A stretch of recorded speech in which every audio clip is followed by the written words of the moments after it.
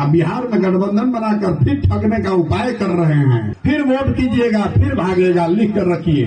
एक बार फिर बड़े बदलाव के संकेत मिल रहे हैं। जी हां, दरअसल नीतीश कुमार के बेहद करीबी रह चुके रणनीतिकार प्रशांत किशोर ने खुद ये दावा किया है कि नीतीश कुमार एक बार फिर पलटी मार सकते हैं। इतना ही नहीं, बीजेपी के साथ जाने को लेकर नीतीश कुमार ने अपने रास्ते तक खोल रखे हैं।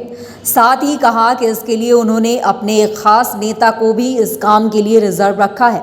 हालांकि जेडीयू ने प्रशांत किशोर के इस दावे को सिरे से खारिज किया है।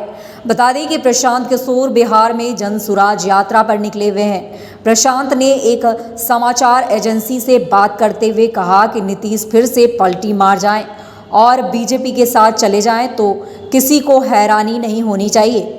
उन्होंने कहा कि नीतीश कुमार ने अपने करीबी सांसद और राज्यसभा के उपसभापति हरिवंश के जरिए बीजेपी के साथ फिर से संवाद कायम का रास्ता खोल रखा है। जरूरत पड़ने पर नीतीश कुमार हरिवंश के जरिए ही बीजेपी से संपर्क साध सकते हैं। प्रशांत किशोर ने कहा है कि जो लोग ये सोच रहे हैं कि नीतीश कुमार पूरे देश में बीजेपी विरोधी मोर्चा बनाने निकले हैं, वो ये जानकर हैरान रह जाएंगे कि नीतीश कुमार ने भाजपा के साथ फिर से जाने का रास्ता भी खोल रखा है।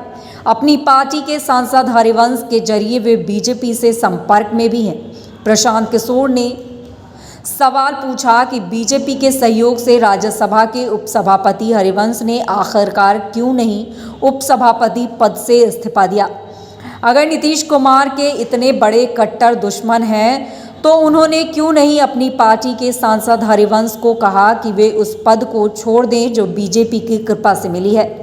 प्रशांत किशोर ने कहा कि हरिवंश सिर्फ इस बात के लिए बचा कर रखे गए हैं कि जब जरूरत पड़े तो वे मध्यस्थता कर नीतीश की दोस्ती फिर से बीजेपी से करा दें।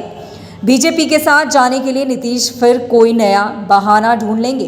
प्रशांत किशोर ने आगे कहा है कि नीतीश कुमार के पुराने इतिहास को देखते हुए लोगों को ये ध्यान रखना चाहिए कि वो फिर से पलटी मार कर बीजेपी के साथ जा सकते हैं। अगर आपने एनडीए छोड़ दिया है तो उस पद को छोड़ काहे नहीं रहे हैं? उस पद को छोड़िए या उस एमपी को हटाइए। राज्यसभा में भाजपा का बिल पास कराने में अपना दल का आदमी लगाए हुए हैं। अब बिहार में गठबंधन बनाकर फिर ठगने का उपाय कर रहे हैं।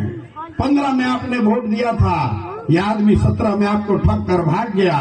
फिर वोट कीजिएगा, फिर भागेगा, लिख कर रखिए।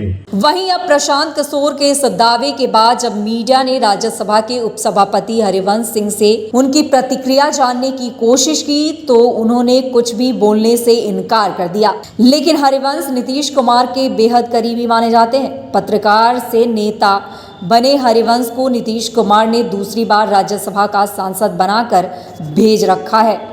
नीतीश के पलटी मारकर राजद के साथ जाने के बाद हरिवंश सार्वजनिक तौर पर पार्टी से दूरी बनाकर रखते दिख रहे हैं, जबकि वे नीतीश कुमार से लगातार संपर्क में बने हुए हैं।